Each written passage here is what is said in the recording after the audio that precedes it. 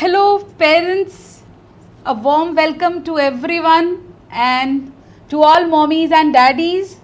And here it is a beautiful story which we are going to discuss right now. And when I was talking to my dear friend from Lebanon, Sadika, I got present to my own story that my life was, which I am living, is all stories, all stories. Few stories are to keep me in the comfort zone. Few stories I make to be happier, and few stories are really to get success in life. For everything, I am playing some game or some story is going inside my head.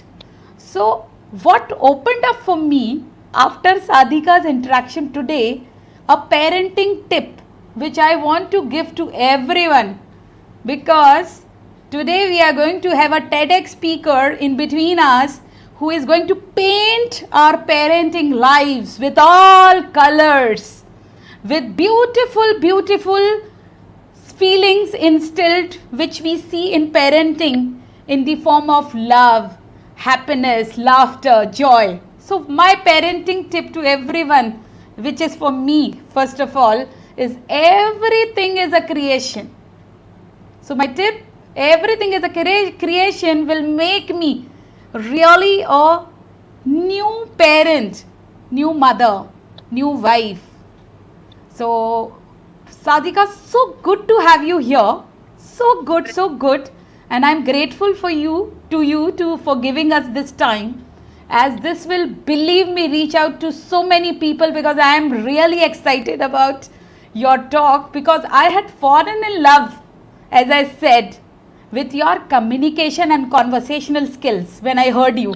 And which is why we got to know each other and we started the interaction. And I told you, being with you, hearing you was like dancing in the conversation. So, Sadika, I want to ask you today's the topic which you have like very brilliantly given it to me is parent storyteller. So, how do you think a story can change anybody's life? First of all, thank you so much, Naheed, for the invitation. I'm so happy and grateful to be here on your platform to help parents enhance their communication with their children. Storytelling is very important. Why is it very important? Because first of all, it is very much related to emotional intelligence. And as human beings, we are born storytellers. It's inborn. The skill is there. We are wired to be storytellers. Since ages, we have communicated and we still communicate through stories. So every day we ask ourselves and we ask others, how have you been today? What have you done today? All these questions can be answered in a story way. How about when a parent talks to his child or her child?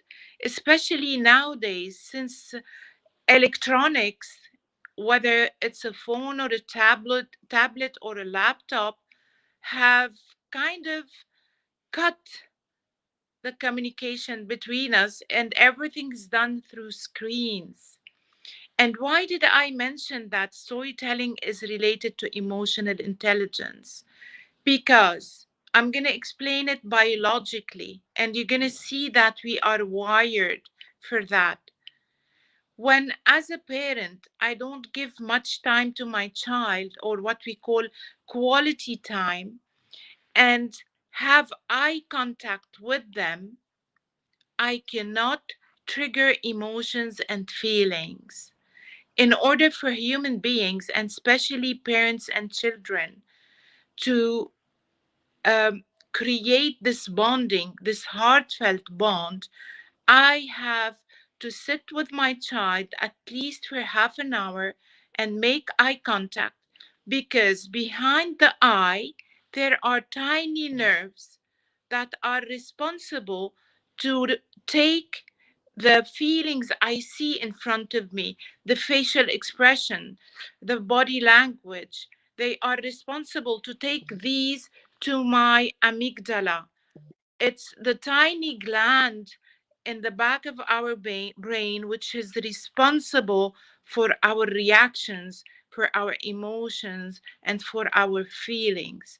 What if my child is all day in front of a screen, and at the end of the day, when I come back from work, I just shut them down, shut my kids, and tell them that I need my space, I need to relax, and I send them to their rooms. What do you think what do you think is happening to the child? How do you think this child is able to communicate with themselves first, with you as parents, and with the others out there in society, if they don't learn from you reactions and emotions and feelings, and see your facial expressions, and you do not touch their heart, they won't be able to bond with even themselves. So this is a must. It is a must. It has to be done at least half an hour per day because of our lifestyle, unfortunately. And COVID-19 also has added to this. COVID-19 has kind of enclosed us in bubbles. The children are not even going to schools anymore. We are all the time communicating through screens. And believe me, this is highly destructive for communication, especially when we shut down our screens as well, our cameras. I mean, sometimes I'm giving trainings and workshops, and many people joining, they just shut the screen off and they are only listening. And I don't know if they're listening even. So, this is adding to the problem, and it's a parent's mission to at least tell a story every day and create this emotional bond with your children. And the best stories ever you can tell are your stories, your personal stories, the stories from your culture, from your traditions, the stories of your grandparents, your parents, and even your stories, your daily stories. So it's very important, Naheed, to communicate through stories to create this emotional bond between parent and child. I got two more benefits out of your conversation now. One is everybody loves to speak about themselves. So this will be an opportunity for the parent that they are getting a chance to really express their about themselves to their Yeah. own one, to their biological little one. Another benefit is being, this communication. It is recreating ourselves also. It is not about the child. When I'm telling a story, I get recreated. So is there any thing which you can share with us, that anything, any story recreated you or your life? As you say that stories change life. Yes, that's very true. Actually, the story that really affected me is the story of my great grandmother, because my great grandmother was such, I can say, a servant to her community. She was this charitable person with a huge heart that nothing stopped her to give a hand to anybody who was in need. She would travel around Beirut, and in those days, I mean, transportation means weren't that much advanced. So most of the time, she would walk from area to area only to help whomever is in need. And I remember my parents sharing with me and telling me that sometimes she would knock on doors, and if she didn't find anybody, she would leave something under their mat, under their doormat. She would even go and visit the sick, and also sometimes take food, take um take sometimes some money or some gifts. Whatever she could do, she would do. And when you hear these stories when you're a child, it really impacts you. It impacts your soul, not only you as a human being.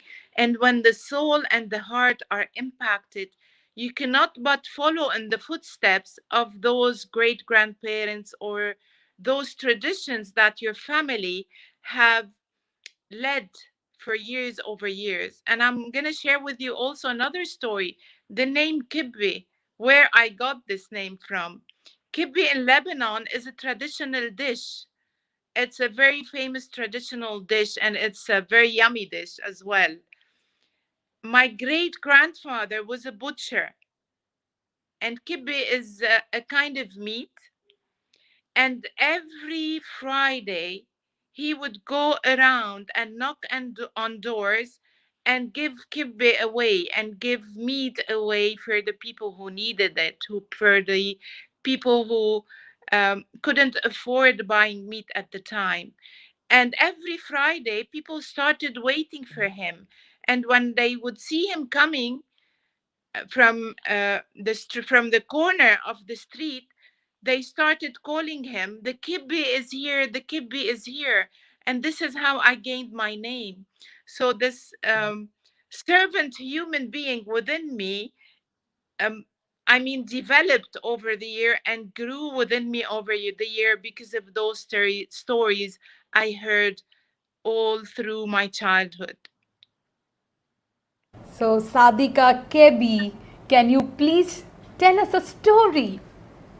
Yes, of course. There is a story also that I remember from my childhood, and now I repeat it, or I tell it whenever I'm with children, especially with my children and my grandchildren, because I have grandchildren as well.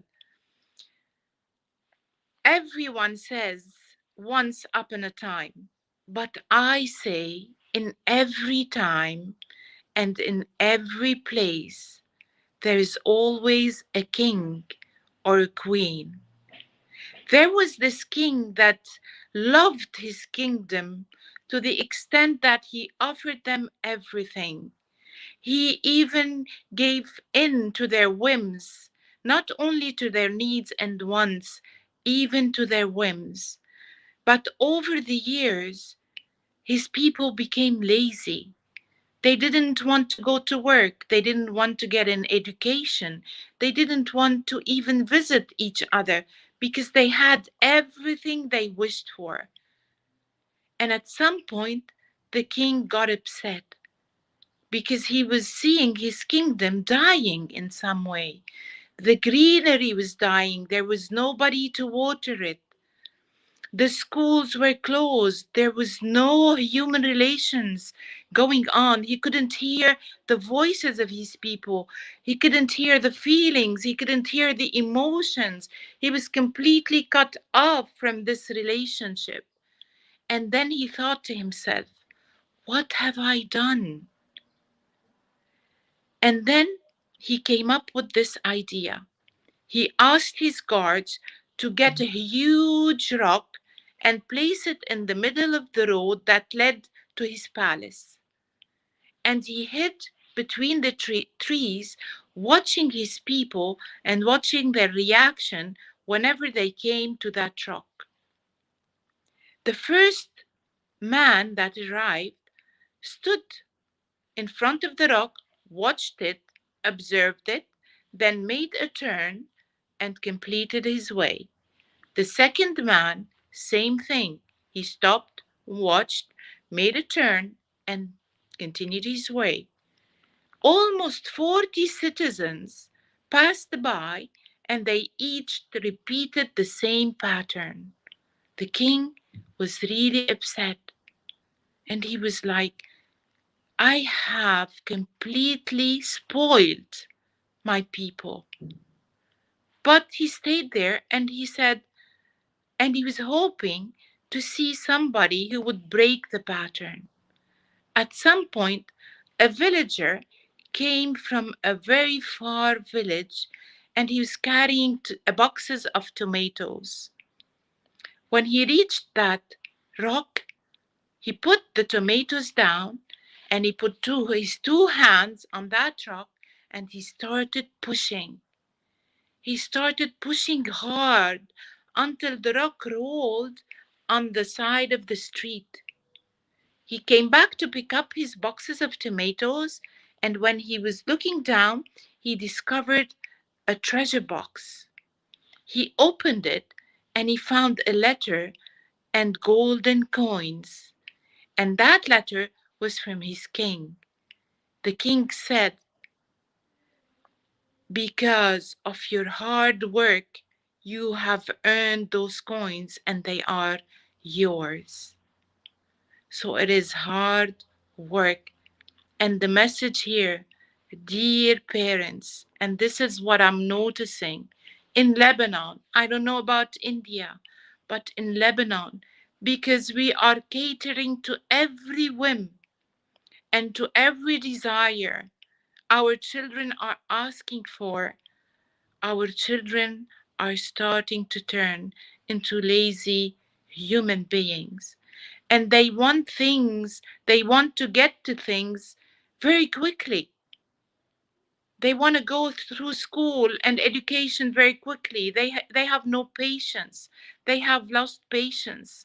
They have become, they just want to go through life and move forward without any hard work.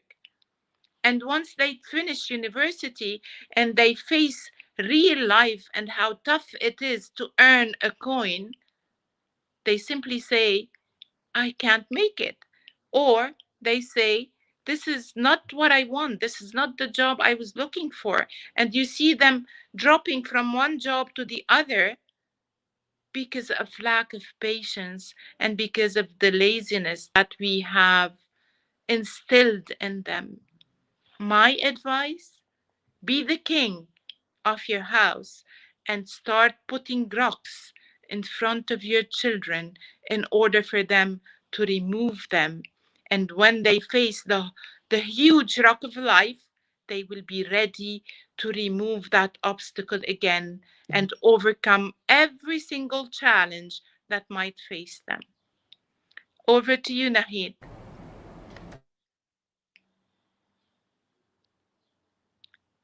Naheed, you're muted, dear. Thank you so much. Such a beautiful story and a Thank powerful message for parents. And globally, parenting is almost the same, similar, because it is all human beings who are being parents. Yes. And these are the times similar for people. So, parenting, I believe, is the same. And the right kind of message with mentors like you or people around who are really doing some parenting and mentoring is all gold for parents, because parenting is a skill like storytelling and it can be developed. And the children who are small children, they are into subconscious programming. So these are the most valuable days and times, and these are investments which we are today. We think investments are like bitcoins or it is share market, but these are all investments which we will reap. So as parents, yes, of course, there are ways to have powerful parenting, and that is what your storytelling is giving one of the skill. Because with your storytelling, Sadika, that connection is being established. So once I'm connected to my child, any age, I can make any corrections. I have given all your links here for people to connect to you. Thank you. And I have given, yeah, and I want, because in the part 2, we will be having a parent and a child who will be here in the studio, and we'll be having a live session. So My that would be really interesting, which yes, thank you so much. And a little, so that this session is being recorded and it will go to so many people in UAE, Qatar, Singapore, India, and of course your end. So I want people to know that what I see in you, and you are a strength. As I see as a trainer, you are a corporate trainer and you are a workshop designer. So this was of my interest, and you are a global priority specialist and a value based leadership expert, and you have a unique storytelling style, which is why you are a TEDx much appreciated speaker and a member of National Storytelling Network in the US. I would like you to tell us few more feathers just in 1 minute, so that we know more about you and your expertise as a mentor, so that we can really connect with you on social media platforms. Naheed, there is something I'm learning now in those hard times, and those are values. And what I'm really implementing now in my country, where we are facing hard times, it's not only about COVID, our political situation, our economical situation, everything is collapsing.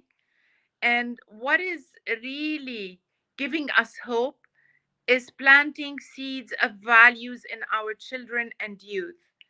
And value based leadership, in my opinion, is the solution now to take the youth and the children on another platform, to help them empower them to become the leaders of the future, because those human values are the only solution to obliterate corruption in every single country. So I advise you to plant the seed of values, of human values in your children's hearts. And I can help with that if anybody needs that. We're doing roundtables, Naheed, and those roundtables Yes, are offered for free. We are offering yes, seven human values for free. If any is yes, interested, reach out, yes. because we need them as human beings. So this is Yeah, yeah, yeah. in addition to Yeah, storytelling, thank you. education, values, values, values. Yes, this is the responsible mindset which will create leadership, because there is a leadership crisis Yes, globally, and we yes, need more leaders to show up and good people to enter exactly. politics, and this will happen with the youth being responsible and really being a hard worker, what you shared. So I have I'm we are waiting for your ebook also, which will reach out to people with Okay. your handles. And thank you so much again. It was a 15-minute session, but it was so beautiful that we have taken it for 23 minutes. So thank you from my heart, bottom of my heart, the people who are watching this. I believe, we both believe that your time is much valuable, which you have invested here. So we really value it, and we want to acknowledge you, and we